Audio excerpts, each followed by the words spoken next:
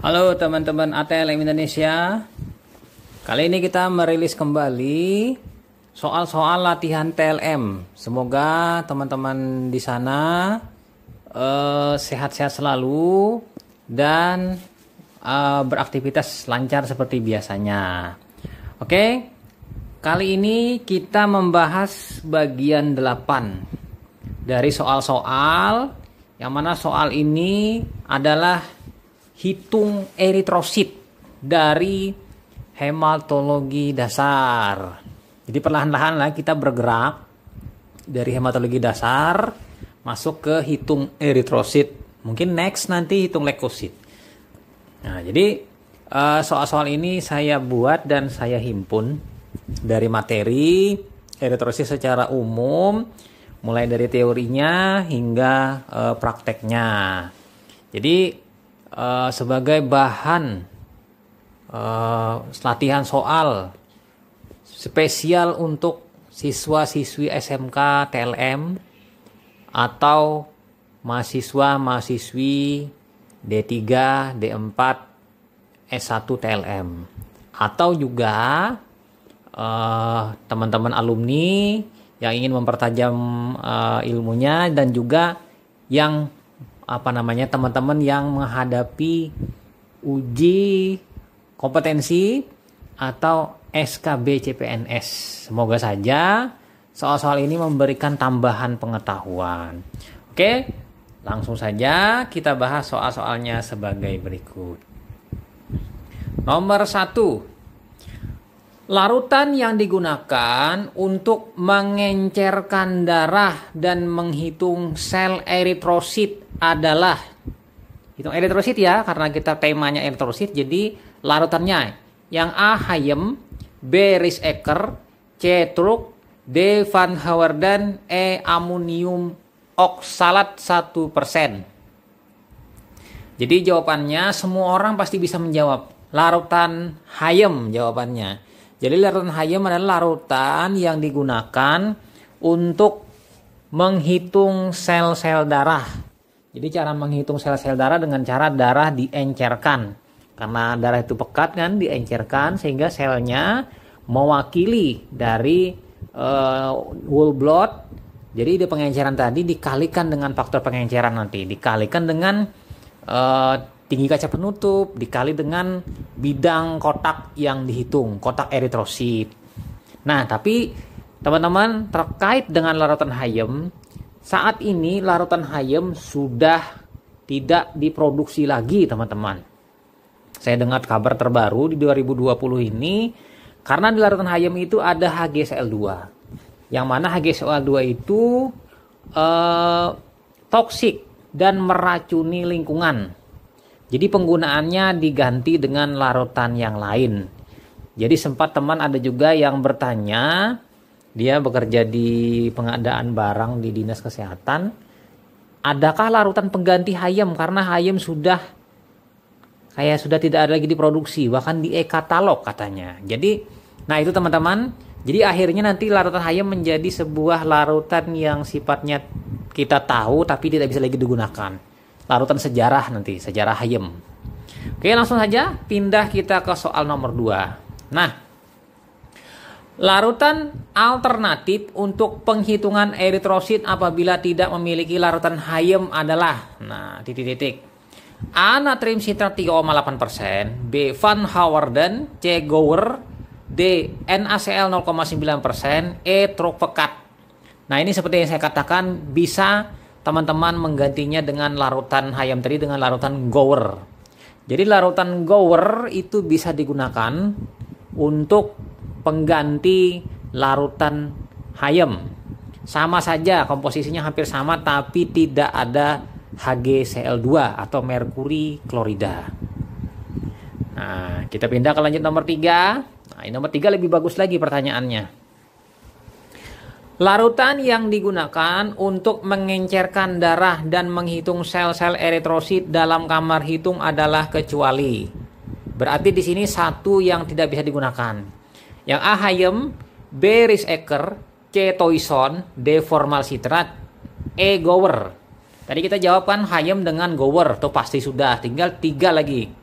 Nah, jadi jawabannya di sini jelas adalah Rice-Ecker.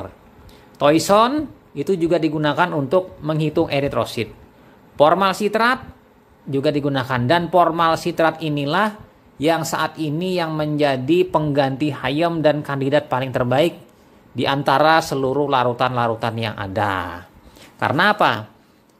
Selain dia memiliki sitrat sebagai antikoagulan, juga ada formalin.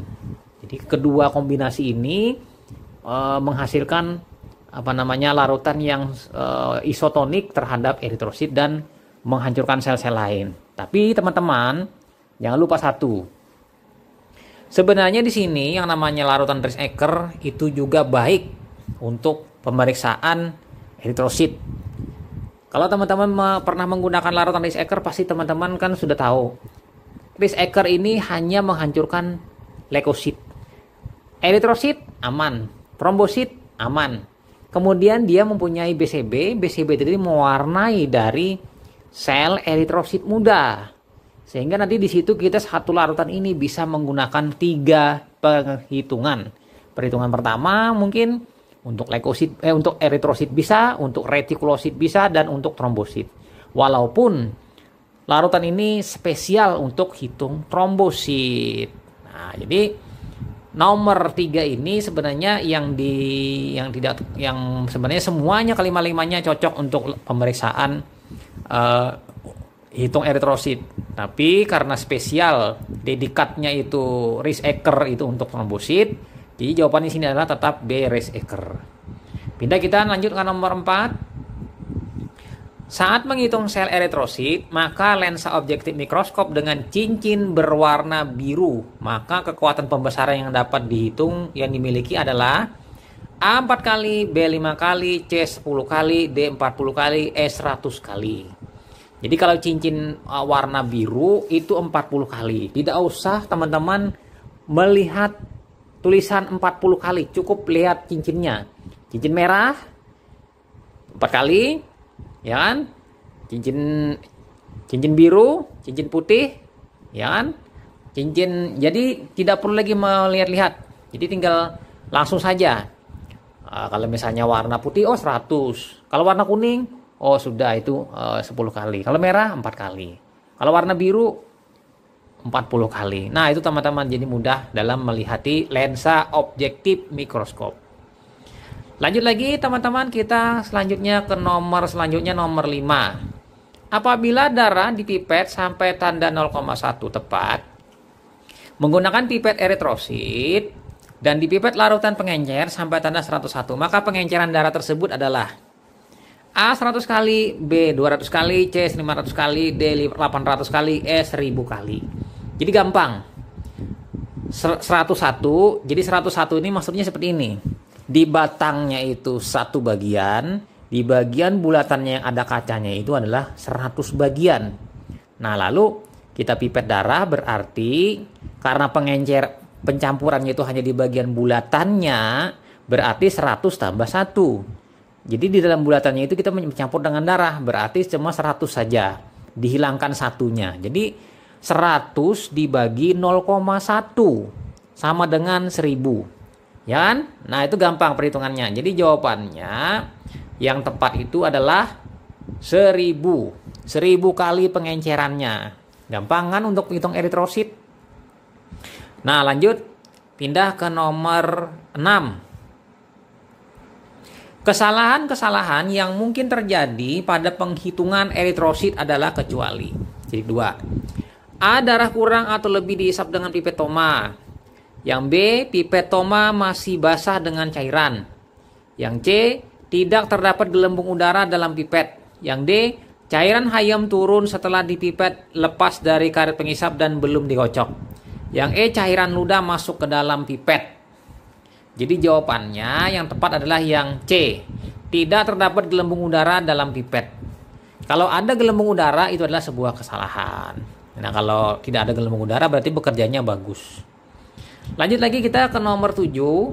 Untuk menghitung sel eritrosit digunakan garis bagi berukuran 1 kali 1 cm persegi. Pada bagian tengah bilik hitung improper Neubauer dengan jumlah kotak sebanyak A 80 kotak kecil, B 100 kotak kecil, C 200 kotak kecil, yang D 300 kotak kecil, yang E 400 kotak kecil.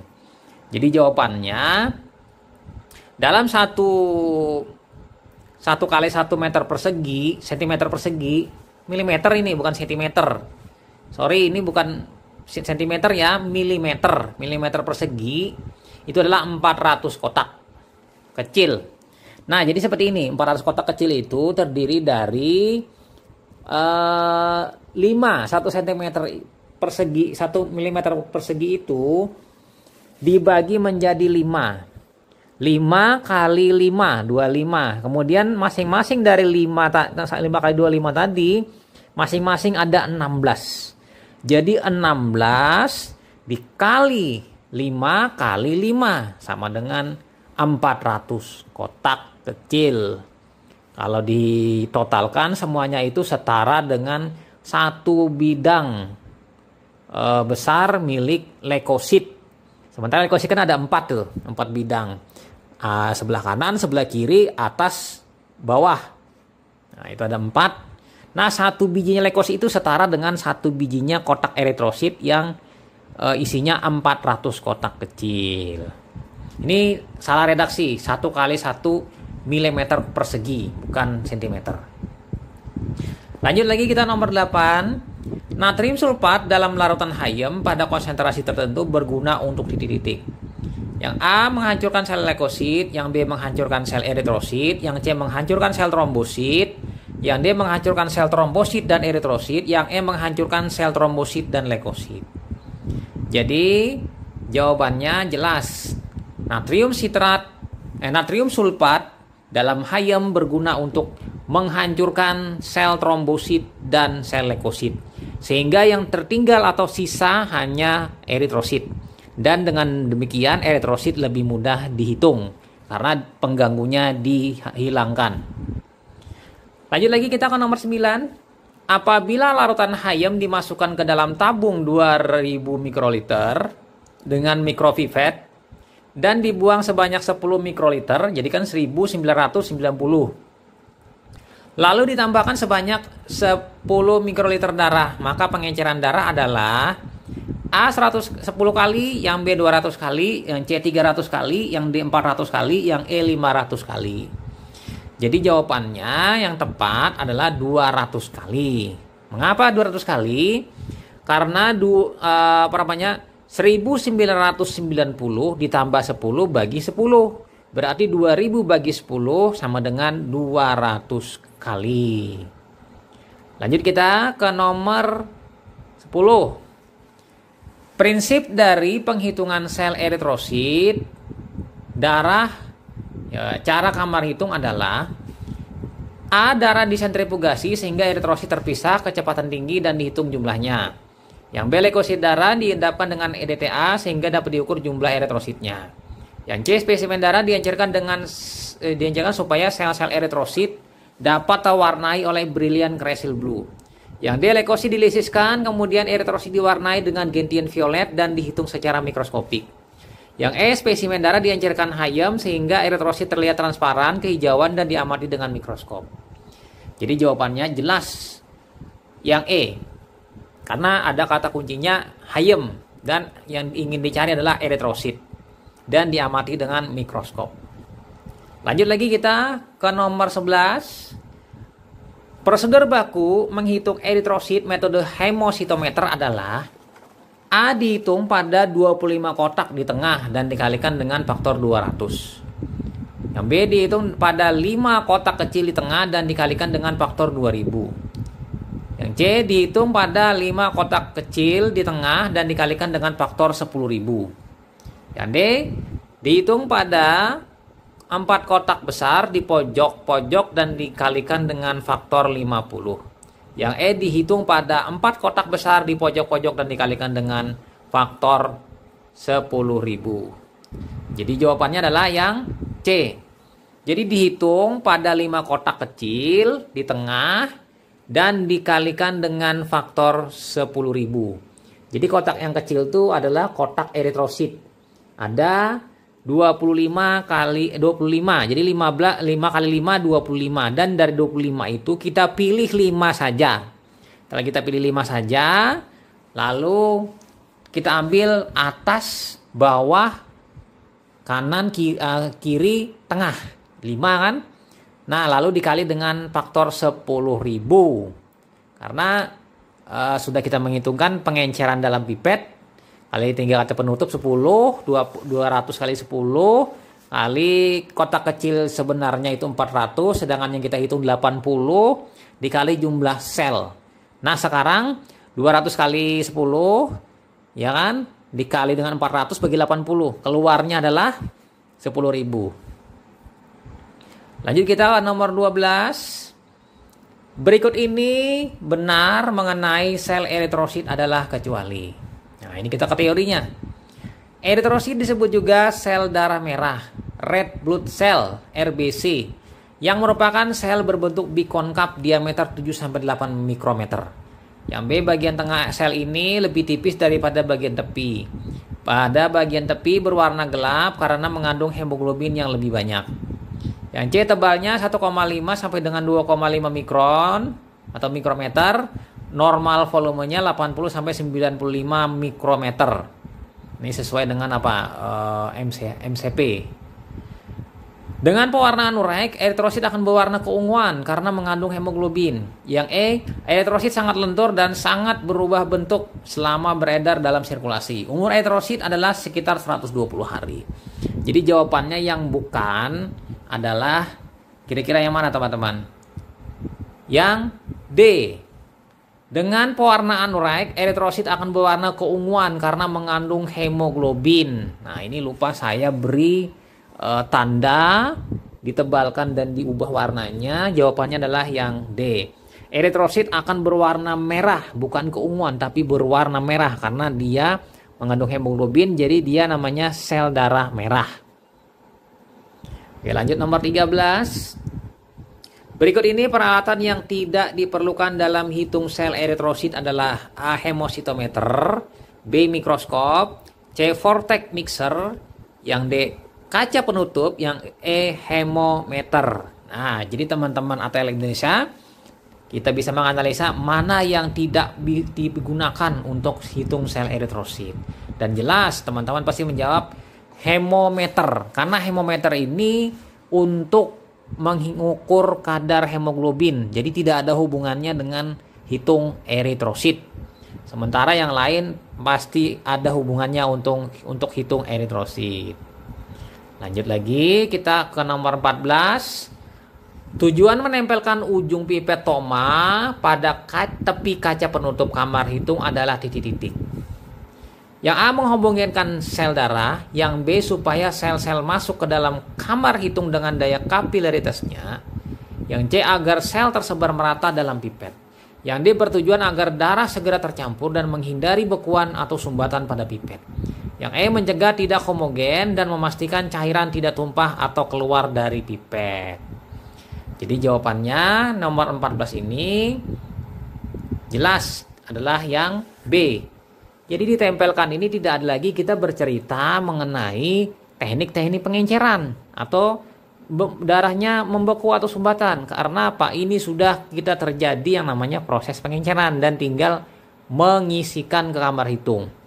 Jadi menempelkan ini tujuannya untuk mengisikan sel ke dalam kamar hitung dan akan diserap oleh daya kapilaritasnya. Jadi kapilaritas itu artinya cairan akan masuk perlahan-lahan mengisi seluruh area kamar hitung. Nah, itu seperti itu kira teman-teman. Oke, nah itu saja teman-teman 14 soal mengenai hitung eritrosit. Semoga soal-soal tadi dapat membantu teman-teman memberikan pencerahan mengenai materi eritrosit, hitung eritrosit. Nantikan soal lainnya teman-teman. Nah, semoga saja dengan paparan tadi dapat memberikan banyak manfaat bagi teman-teman ATLM Indonesia yang ingin memperdalam materi tentang eritrosit. Nah, Salam kompetensi, semoga teman-teman bertambah ilmunya dan makin cerdas. Saya Ahmad Lab dari Banjarmasin pamit, sampai jumpa teman-teman di video-video saya selanjutnya. Bye. Nah, ini next kayaknya kita leukosit nanti.